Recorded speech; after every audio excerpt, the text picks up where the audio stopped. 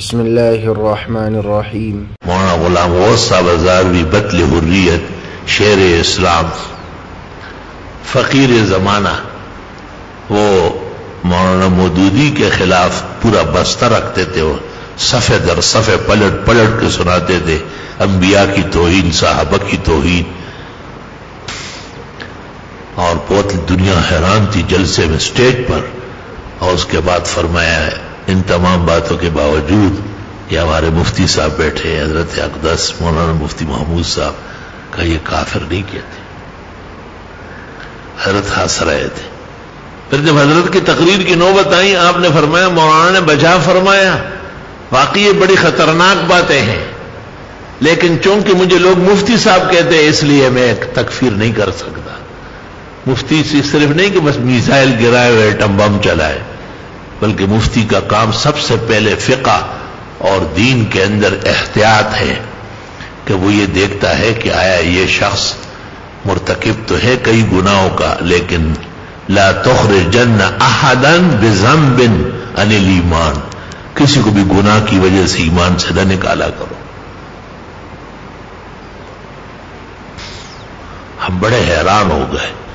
آپ نے فرمایا میری مجبوری ہے، میں مفتی ہوں، اس لیے میں تکفیر کے قاعدے اور ضابطے علیحدہ ہیں۔ چنانچہ مولوی احمد رضا خان نے جو اپنے مخالفین کی تکفیر کی، تو بریلی مکتبہ فکر میں ایسے علماء ہیں جنہوں نے ان سے ناراضگی ظاہر کی کہ مناسب نہیں تھا، اور تعامل توقف کرنا چاہیے تھا۔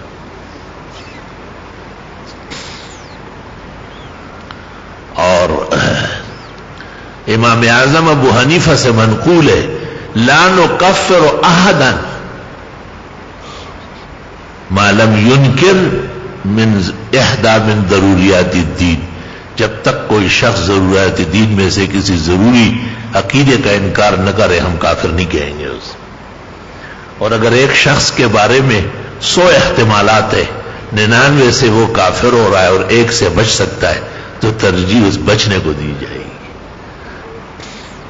یہ مسئلہ بہت ہی خطرناک اور بہت گمگیر، اور اس کو سوائے فقی کے کوئی سمجھتا نہیں۔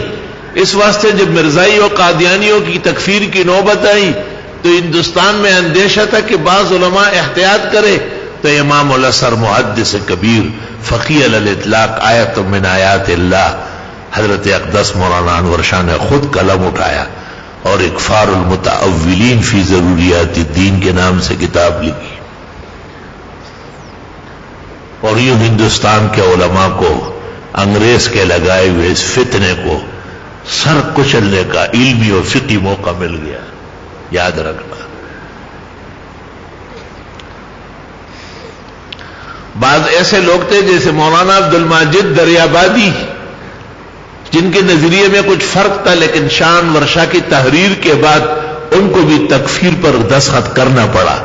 جب ان سے کہا گیا تو انہوں نے کہا انور شاہ معمولی عالم ہے، وہ کہتے ہیں اس لیے میں اتباع کروں گا۔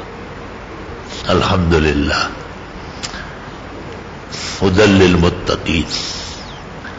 تو تقویٰ یہ بھی ہے کہ احتیاط کی جائے، کسی کے ساتھ ناراضگی کی وجہ سے اس کو اسلام سے نہ نکالے، اور ہمارا کام کیا، ہم تو اسلام کو بلانے والے ہیں۔